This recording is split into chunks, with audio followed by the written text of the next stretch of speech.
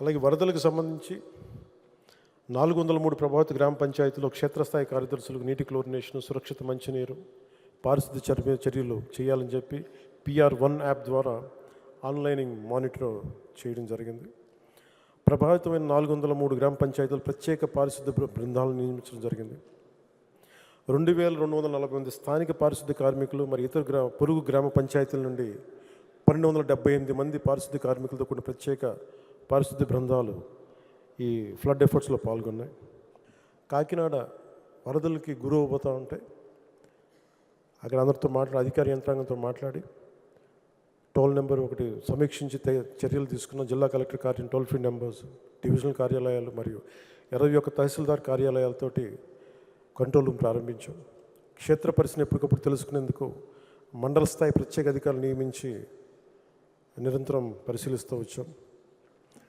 ఎలాంటి ప్రాణ నష్టం, ఆస్తి నష్టం లేకుండా చాలా ముందు చర్యలు తీసుకోవడం వల్ల చాలా వరకు నష్టం పోయింది. గ్రామాలు ముంపు కూడా గురవలేదు. ఈ నెల 9న గొల్లప్రోలు మండలంలో గ్రామానికి ముంపై గురయ్యే ప్రాంతాలను సందర్శించి సంబంధిత శాఖలకు అవసరమైన సూచనలు జారీ చేశాం. 75 24 గంటలు సిబ్బంది ఉండేలాగా హాస్పిటల్స్లో 75 వైద్య శిబిరాలు నిర్వహించాం. RO ప్లాంట్ల నుండి ట్యాంకర్స్, వాటర్ ప్యాకెట్స్, వాటర్ క్యాన్స్తో అన్ని పునరావాస కేంద్రాల్లో తాగునీటిని సరఫరా చేయడం జరిగింది.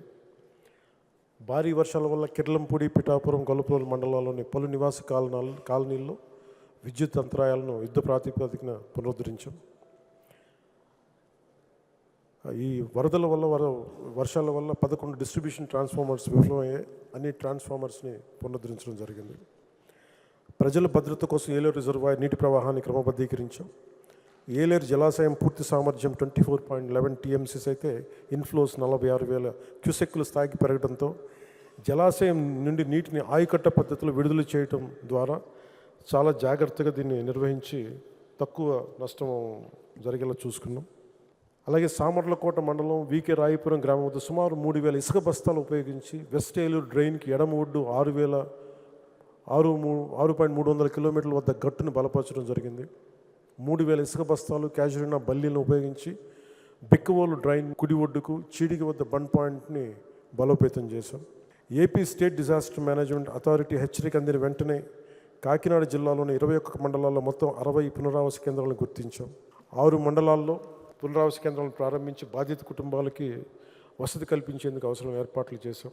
9వ తేదీ రాత్రి 5,000 మందికి భోజనం అందించాం. 15వ తేదీన ఉదయం 5,000 మందికి అల్పాహారం, 8,000 మందికి మధ్యాహ్నం, 10,000 మందికి రాత్రి భోజనం అందించాం. గర్భిణీలని, బాలింతల్ని సురక్షిత ప్రాంతాలకు తరలించి పౌష్టికాహారం అందించాం. కిర్లంపూడి మండలం వీరవరం గ్రామంలో 15 మంది 20 మంది సభ్యులతోటి SDRF బృందం సహాయక చర్యల కోసం మోహరించి ప్రజల తరలింపు కార్యక్రమం నిర్వహించాం. పిఠాపురం మండలం రాపర్తి గ్రామం, కిర్లంపూడి మండలం రాజుపాలెం గ్రామంలో 15 నుండి 20 మంది సభ్యులతో కూడిన 2 SDRF బృందాలను రక్షణ సహాయక చర్యలు నిర్వహించాయి.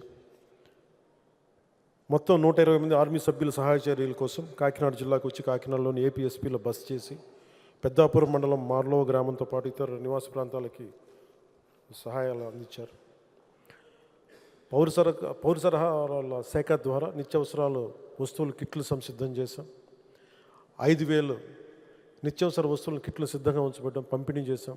ప్రతి కిట్లో 25 కేజీలు బియ్యం, కేజీ కందిపప్పు, కేజీ పంచదార, లీటర్ పామాలివ్ ఆయిల్, కేజీ ఉల్లిపాయలు, బంగాళదుంపలు కేజీ, ఇవన్నీ ఇవ్వడం జరిగింది.